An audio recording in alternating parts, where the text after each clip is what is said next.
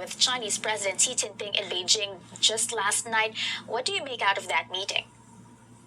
Well, I think clearly China is trying to reach out to countries like the Philippines to continue to try to sort of lure Manila and others into this idea of essentially a Chinese kind of hegemonic order. But I think the proof has been in the pudding over the last decade or so, both in the in continuing aggressiveness of Chinese military and other gray zone activities, but also in the relatively disappointing results, I think, of Chinese economic investment. So, look, China continues to build up its military, its Navy, its Coast Guard. It is continuing to be very aggressive and assertive.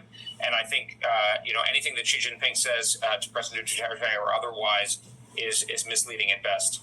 And would you consider the former president as a sort of still an effective power broker at this point in time to improve ties between the Philippines and China, considering that he's no longer in power and an ICC case is waiting for him to be decided later on? Well, I think it wouldn't be appropriate for me to comment on Philippine politics, but I will say that I think the current direction of the administration and the government of Manila makes a lot of sense to me. Obviously, I'm a little bit biased as an American, so we really welcome the Philippines' recommitment to this historic and very valuable alliance for both of us. But I do think, if I could say, that it makes sense for the Philippines as well. Look, if the Philippines is alone with China, which is going to have a Navy that's 1.5 times the size of the U.S. Navy by the end of this decade, no one will be able to help the Philippines if the Chinese continue to try to push Manila around, which I think is already the behavior we see. The only hope is with strong alliance, of course, with the United States, given how strong the United States is, but also with Japan, Australia, and this is happening. And I think that's the right course, and I would encourage Filipinos, I hope, to support it as I would encourage Americans to support it as well. Speaking of the traditional alliance between Manila and Washington, China is accusing the United States of being the mastermind behind the arbitration award in favor of Manila issued in 2016. What are your thoughts on that kind of narrative? Well, look, I think the facts of the case stand on their own, and that was a decision made by the tribunal. So whatever U.S. role there may or may not have been, I don't really know all the details, but I think that's immaterial, and I think China's trying to deflect. I think the fundamental reality is China's made increasingly expansive claims within the territorial waters and territorial space of other neighboring countries, including the Philippines, but also Vietnam, of course, Taiwan itself, Japan, South Korea, other Southeast Asian nations. And so while the ruling is very important, and it is important that we all underline and stress it, I have to say the only way that China's really going to be impressed and influenced and ultimately deterred is through hard power and resolve together. And that's why the alliance and the EDCA announcements and so forth are so important. Hard power. The Philippines has been trying to beef up its military, particularly with regard to the Navy as well as the Air Force, and we also saw the inclusion of several more bases under the EDCA agreement between Manila and Washington. What are your thoughts on that front? Is Manila doing enough to actually counter China's offensive in disputed waters? Well, I think we all need to do more. So I think, as I said, the direction, the trajectory of the administration in Manila is very much the right one in deepening relations, not only with the United States, with Japan, Australia, and others.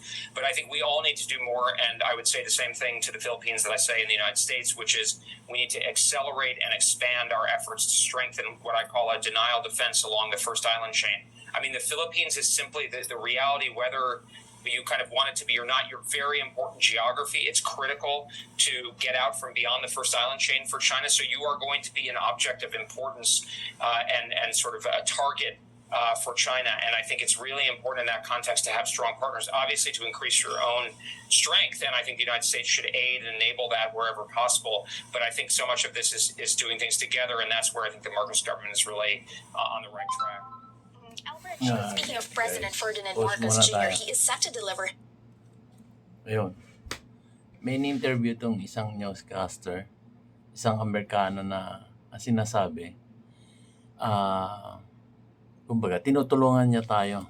Tinutulungan ng Amerika ang Pilipinas patungkol dito sa away ng hindi naman nating away yun eh. Away yun ng China at saka ng Taiwan. Tapos itong Amerika, napakarami ng US bases dito. Di umano 17 na. So, nakakabahala talaga itong mga Amerikano pumunta rito para raw tayo tulungan. para pagka umatake raw yung ang China din sa Pilipinas, meron defense mechanism. Yun ang Amerika daw. Eh, sino gagamitin nila? Pilipinas. Eh, sino mabubugbog ng mga bala, missile na wag naman sana mangyari, biglang gumawa ng aksyon tong China dahil nga sa ang original na ano yan, away yan, China tsaka Taiwan eh. Gusto lang makakuha ng ah, China o maibalik yung ang Taiwan sa pangangalaga ng China. Eh, ngayon, ito, nakikialam tong US kasi kaalyado daw nila ang Taiwan. Tapos, ang gagawin, nakabase dito ang Amerika. Marami silang base militar dito na inaprubahan ni Bongbong Marcos. President Bongbong Marcos. So, nakakalungkot. Nakakalungkot lang. Tapos ngayon, ito, in-interview tong Amerikano na sila gustong tumulong kasi nga meron daw yung pinagagawang 9 dash line dito sa West Philippine Sea, tutulong sila. For God's sake, tutulong sila dapat noon pa. 'Di ba? Noon pa dapat sila tumulong nung panahon na bago pa lang sila gumagawa ng artificial island diyan sa West Philippine Sea. Bakit ngayon lang sila tutulong? 'Di ba? Kumbaga, lohika lang. Kumbaga, dapat tumulong ka na noon pa. Nung bago pa lang nagsisimulang gumawa ng artificial na island itong China dito sa West Philippine Sea. Tapos ngayon, meron na silang mga paliparan doon at meron na silang artificial island. Tapos biglang pumutok itong issue ng China at Taiwan. Tsaka sila Diyos ko, ano ba naman yan? Dapat noon pa. Kung gusto nilang tumulong sa Pilipinas, noon pa. Nung bago pa lang itinatayo yung isla at mga runways dyan sa mga artificial island dyan sa West Philippine Sea. So, isipin nyo guys.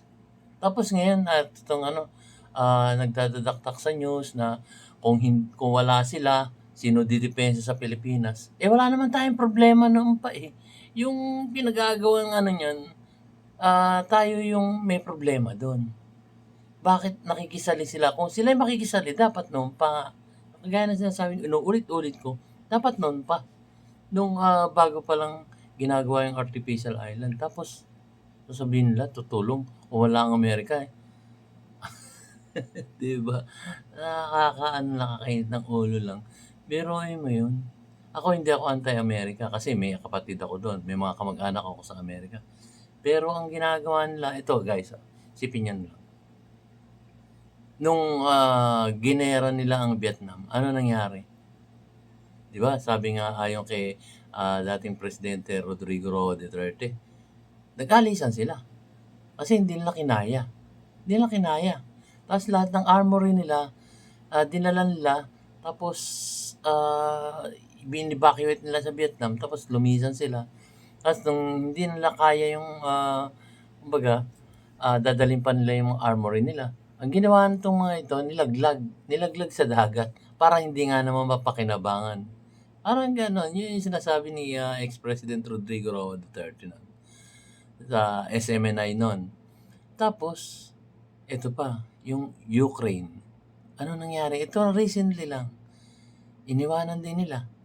Ano nangyari sa Ukraine? Sabi nga ng ex-President Rodrigo Duterte, kung pupuntahan mo doon, tignan mo ang lugar na yun, sabihin mo sa akin, sabi nga niya, sabihin mo sa akin kung anong building na nakatayo doon.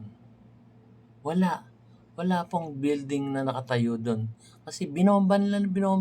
Ano nangyari sa Ukraine? Totally wala talagang mapapakinabangan. Yun ang nangyari doon. Pero yung iba, news blackout. Pero silang mga matataas na politiko, matataas na mga tungkulin sa iba't ibang bansa, alam nila yon. Hindi makatiis nun si former President Rodrigo Duterte na hindi siwalat yung mga nalalaman niya. Alam niya yun. Geopolitics siya eh. Kumbaga, marami siyang alam sa geopolitics. So, ginera yung Ukraine ng Amerika. Tinulungan nila ang ang Ukraine. Tinulungan lang ang Ukraine kasi binobomba sila ng mga Russian. So, nung hindi nila nakaya, nag-evacuate ang US. Naiwan ngayon itong mga Afghanistan na kanilang mga tauhan ginamit na sa gera doon sa Ukraine. So, walang mapapakinabangan sa Ukraine. Ngayon, hindi ko alam kung ano update doon sa Ukraine, pero wala daw talaga. Kasi nasakop na ang Ukraine eh. So, yun, umalis sila, walang nangyari. Diba? Pero, sino nakialam? US talaga. Tapos ngayon, nakikialam sila sa away ng China at saka ng Taiwan. Pumosisyon ngayon sila sa Pilipinas. Naglagay sila mga base militar dito. Ano yun? Yung balikatan exercise. Pinirma ni President Bongbong Marcos. Para saan? Ang talino, di ba? So, pumosisyon sila kung sakaling pumotok tong gera ng China at saka ng Taiwan. Meron silang mga armaments dito na para tumulong sa Taiwan. Di ba? Simpleng logical lang eh. Di ba? Sino kawawa? Sino kawawa pagka ang sinasabi nitong ditong ini-interview, kung wala sila, walang tutulong sa Pilipinas. Ano kaya yun? Di ba? Nakakatuwa lang guys na baka wag naman sana mangyari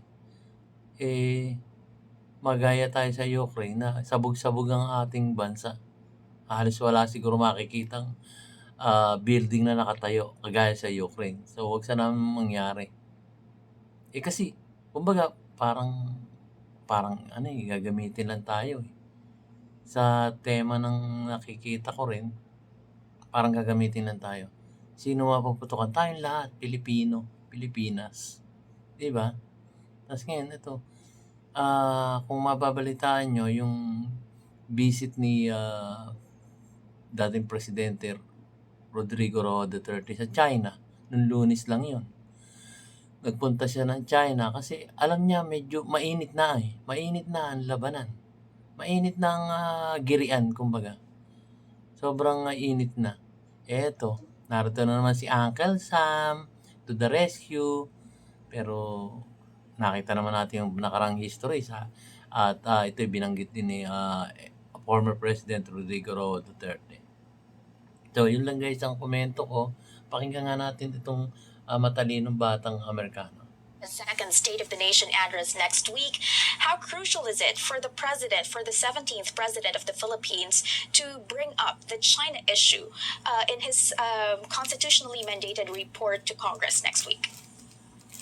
Well, look, I think my view is, as Teddy Roosevelt put, speak softly and carry a big stick. So I think we should be clear in our own minds. I don't think we need to poke China in the eye on issues that are of particular sensitivity to the Chinese. There are some where we do, for instance, the disputed territorial claims that the Philippines has with China. But I think we also need to speak frankly, both so that the Chinese understand, but also that our own populations understand the stakes and the significance and why it's so important to stand up to China. Because I think if we want peace and we want a decent peace, for ourselves, we're going to have to be clear in our heads about what's required, and it's going to be demanding and often risky.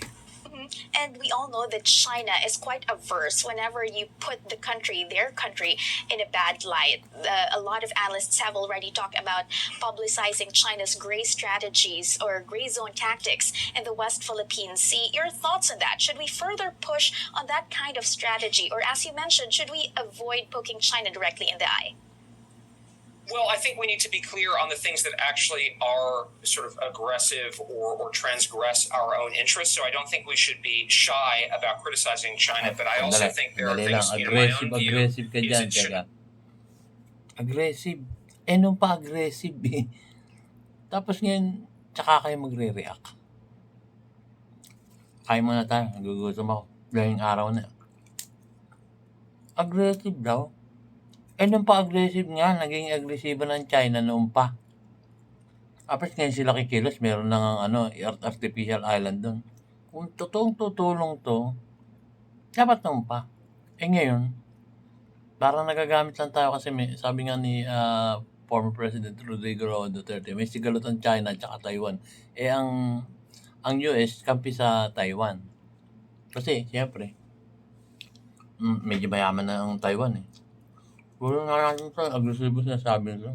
Not be part of our policy to try to change the communist government in China, to really get into the internal dynamics of China itself, and gives, not because I approve of communism, I hate communism, but because we want China to understand that it can actually succeed. And the way I think about it, China should believe that it can succeed in the great rejuvenation of the Chinese nation if it recognizes our interests, both the United States, the Philippines, Japan, and others.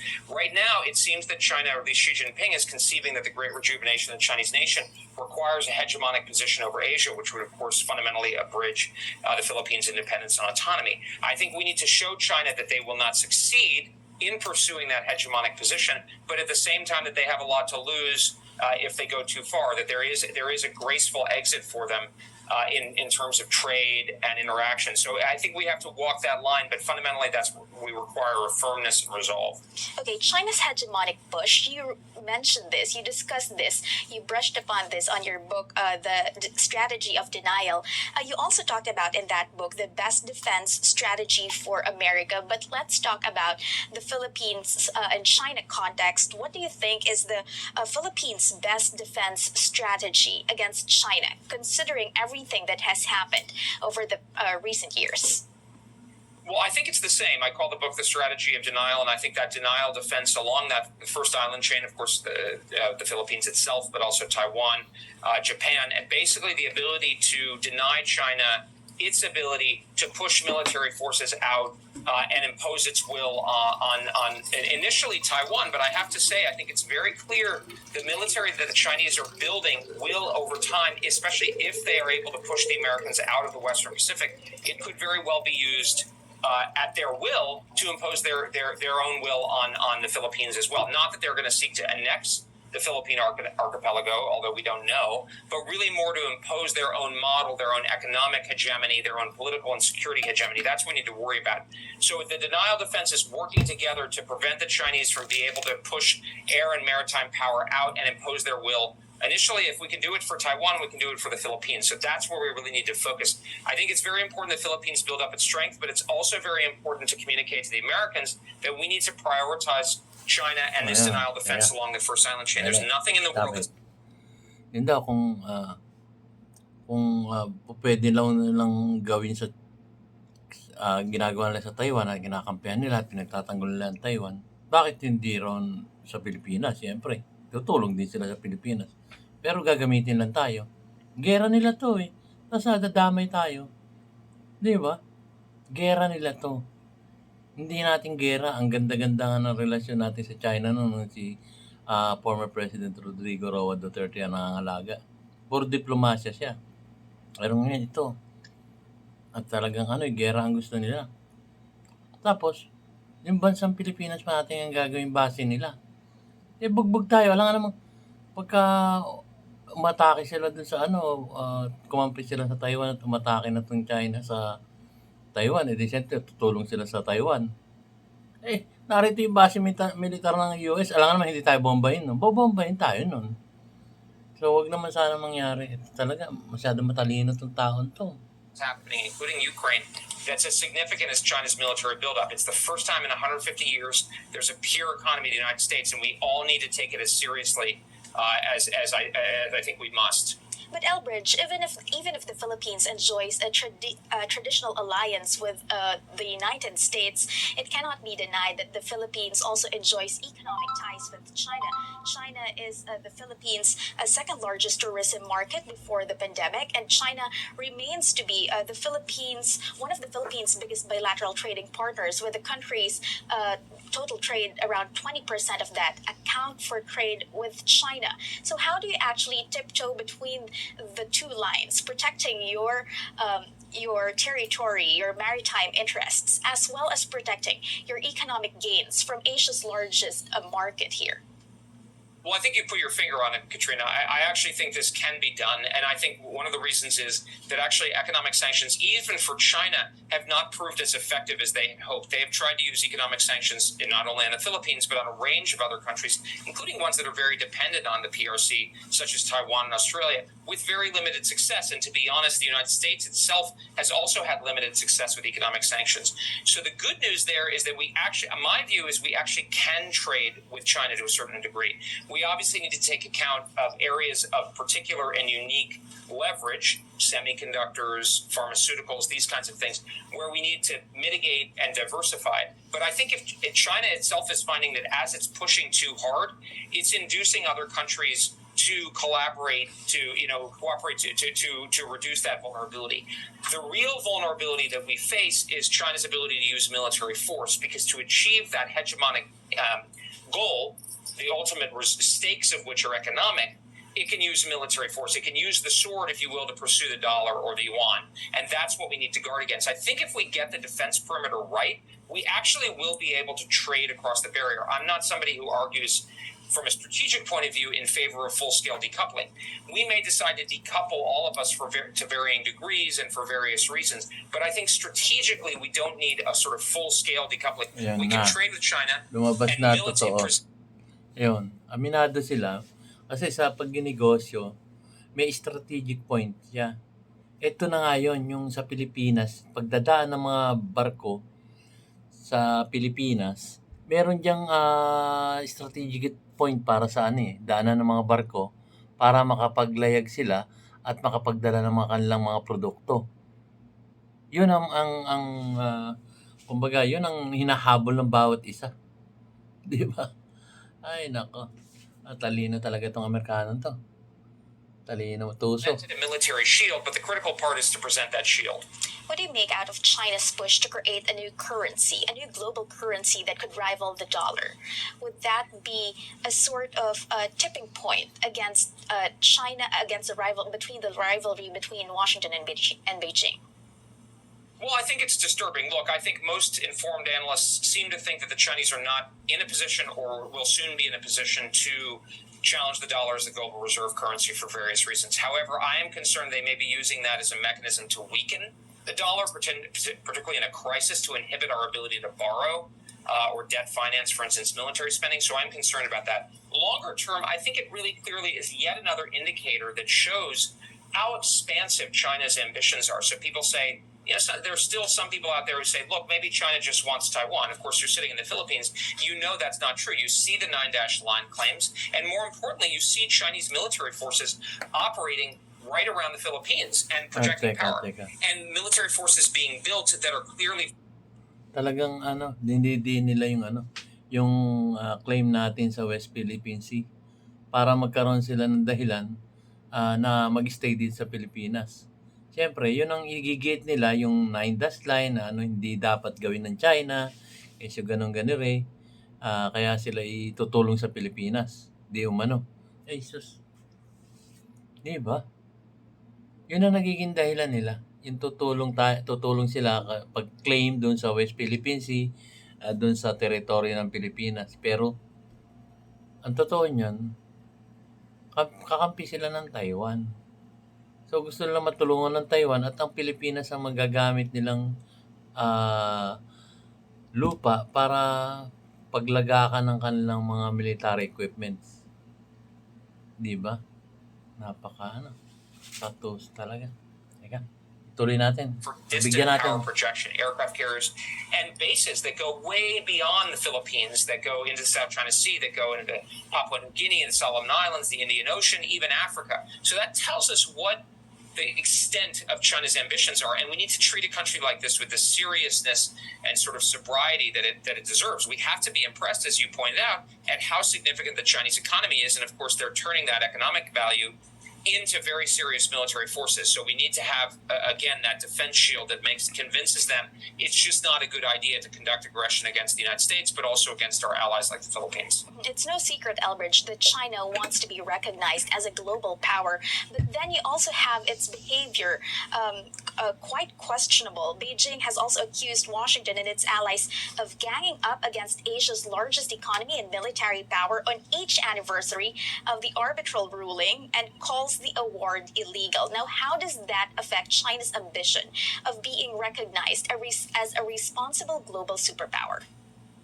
Well, I think, again, the proof is in the pudding. I mean, frankly, I think it's very important, the arbitral ruling, but I think we've seen that the Chinese are not going to respect, as I think the Germans put it in World War I, a scrap of paper. It needs to Dinadahilan be mo na backed naman yung by force. arbitral ruling. Napakatagal nang nanalo ng Pilipinas sa arbitral ruling. Ba't hindi sila tumulong? Diba? Wala pa yung arbitral ruling na yan. Wala pa nga yung artificial island nun eh. Naroon na sila eh. Tapos arbitral ruling, nanalo tayo.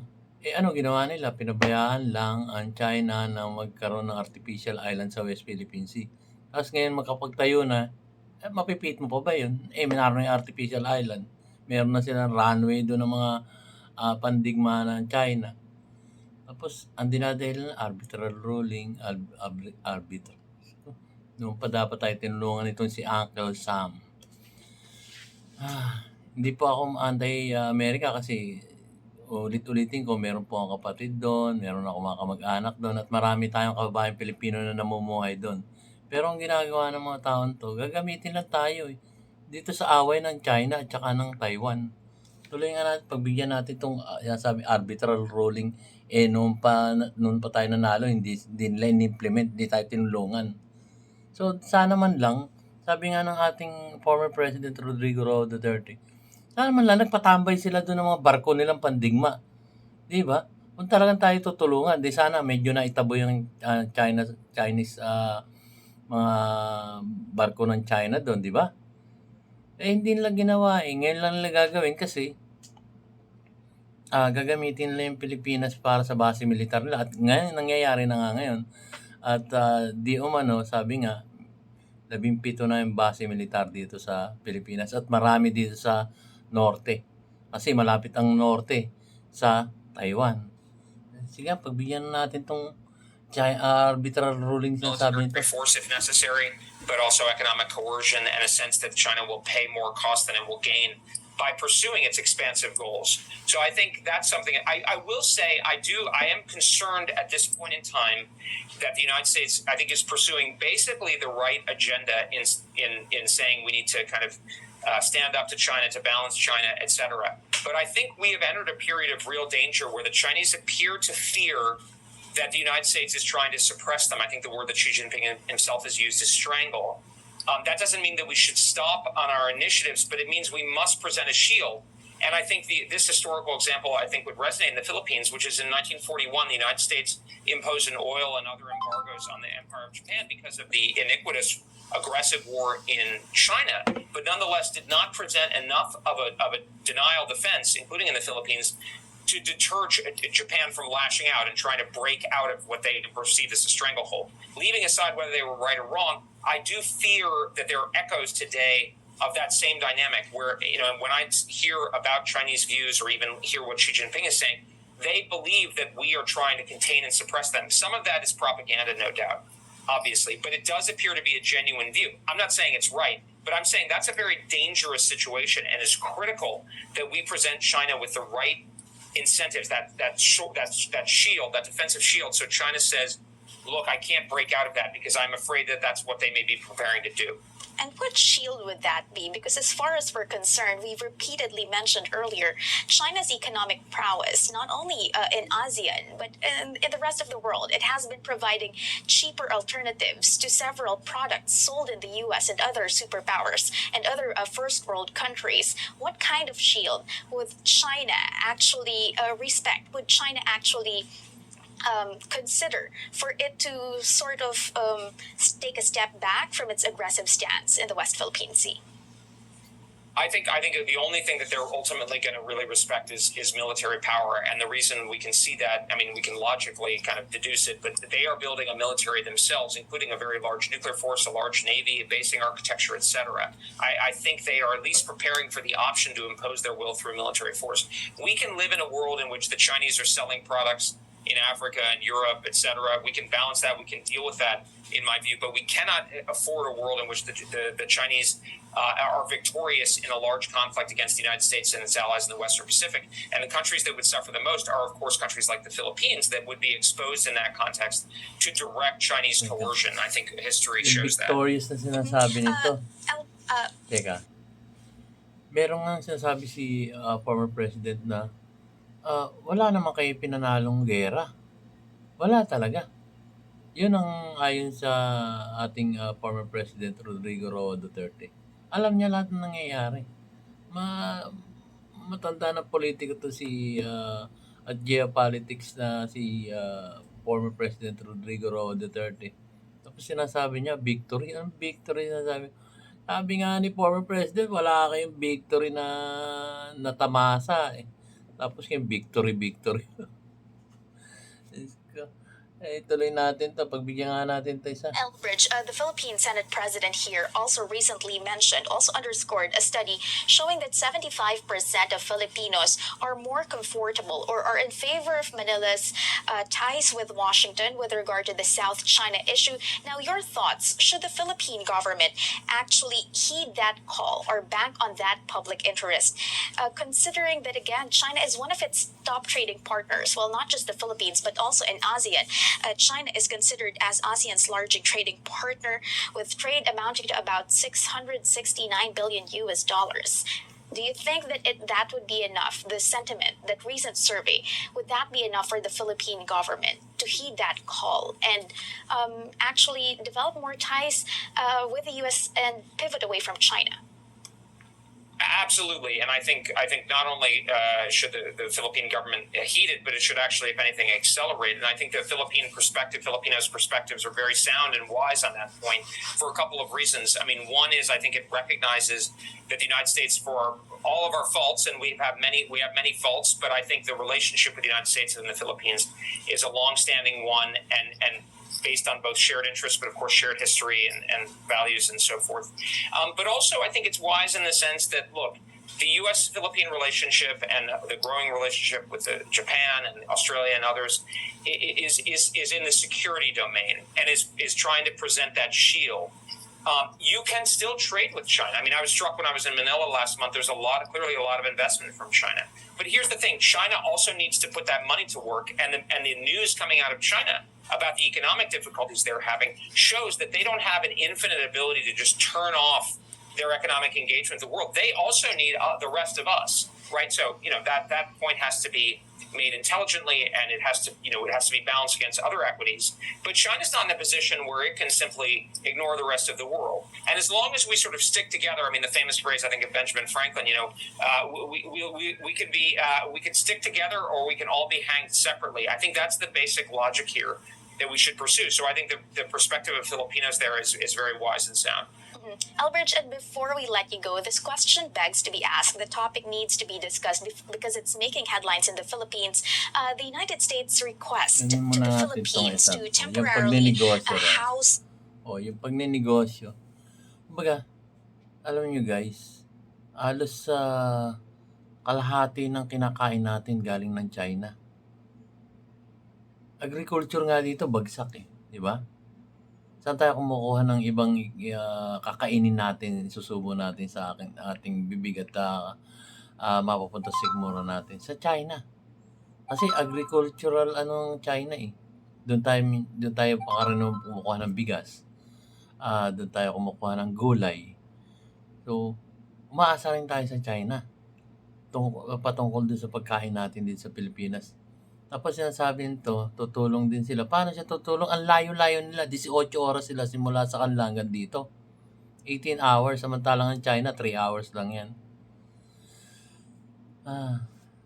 Tutulong. Dapat noon pa. Ito. Si former President Rodrigo Duterte nga, ano sabi niya? Sabi niya ganito. Kung gusto niyo makipagdebate sa akin, sige. Hindi, gusto kong makadebate ang Amerika tungkol din sa geopolitics na to. Ewan ko kung anong sagot ng US to. Sige, tuloy natin, pagbigyan natin to. Afghan nationals here. How important is that for the U.S.? How important is granting that favor for the U.S.?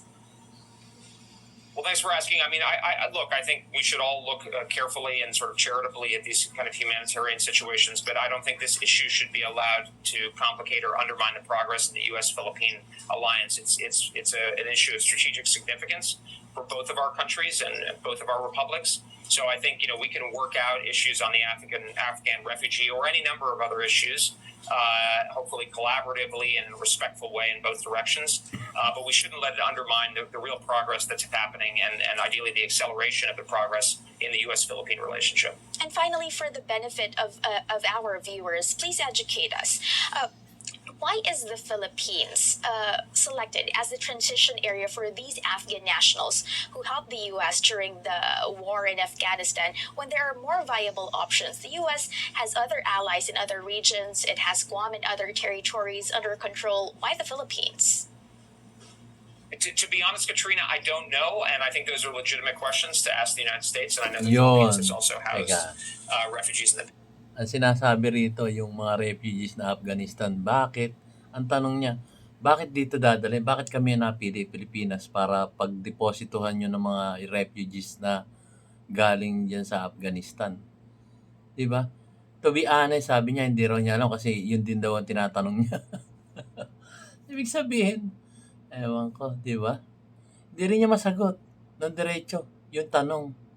Sabi nga niya, educate us. Sabi mo sa amin kung ano yung bakit kami ang napili na paglagakan nyo ng mga refugees. Na hindi lang niya masabi, ba't hindi sa inyo? Ba't hindi lang sa Amerika? Ang laki-laki ng lupa nyo doon para paglagakan nyo ng mga kakampi nyo nung iginera nyo ang kinampihan nyo ang Ukraine. Hindi rin niya masagot. Tingnan nga natin kung anong sagot nito. Wala siyang masagot talaga. Wala.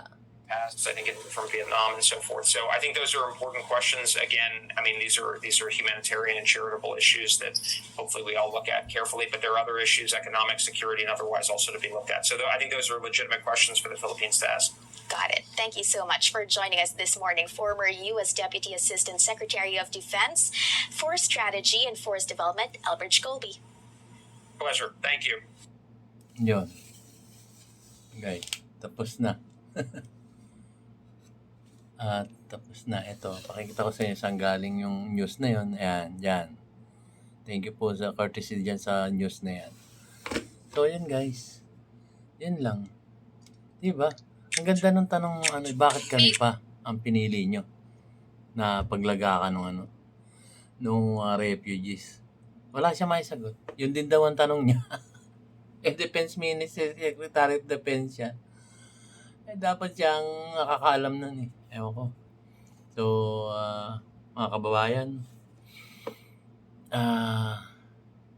magdasal na lang tayo na hindi mangyari yung war scenario na po pwedeng mangyari sa bansa natin. Kasi, may posibilidad na magaya tayo sa Ukraine. Yung sinasabi ni former President Rodrigo Roa Duterte na halos wala nang nakatayong building, wala nang nakatayong bahay. Dahil totally talagang warak-warak, wasak-wasak. So hindi man natin nakikita yun, naniniwala pa rin tayo sa former president na totoo yung sinasabi niya. Na wala talaga makikita. Sabi nga niya doon sa kanyang yung kanyang programa na giga sa masa para sa masa. Na wala talaga. Walang nakatayong building. Kaya kalunos-lunos po ang nangyari sa Ukraine nun. Kaya, yun guys. Sama-sama tayong magdasal na wag sana mangyari o yung nakaambang gera dito sa China at saka Taiwan. Kasi tayo madadamay talaga. Damay talaga tayo. Alam niyo yan. Alam niyo yan. So, yun lang guys. Thank you very much sa panonood. At unang-una, hindi ako anti-America dahil gusto ko nga Amerika. Ang problema, siyempre yung mga nagdedesisyon sa Amerika. Kahit, i-survey niyo yung mga Pilipino sa Amerika, ayaw din nila ng giyera. Lahat naman tayo ayaw ng giyera, bakit gumagawa sila ng giyera? Ewan. Okay, thank you very much guys sa panonood at, see you sa susunod kong, video. Naano lang ako dito sa news na 'to, eh, kasi nauna ko napanood yung pagpunta ni President Rodrigo Roa Duterte doon sa, China para makipagpulong kay Xi Jinping ng China. So yun, hindi natin alam kung anong nangyari. Siguro sa mga susunod na araw brought out ni former President Rodrigo Roa Duterte yung mga detalye kung ano yung napag-usapan nila. Pero sa ngayon, hindi pa divulge. Yun, thank you guys and, tuwing na lagi sinasabing, keep safe, God bless, and you have a nice day. So, hindi ko kailangan pa sabihin mag-subscribe kayo. Bahala po kayo kung magsusubscribe. Salamat po sa panonood. Thank you.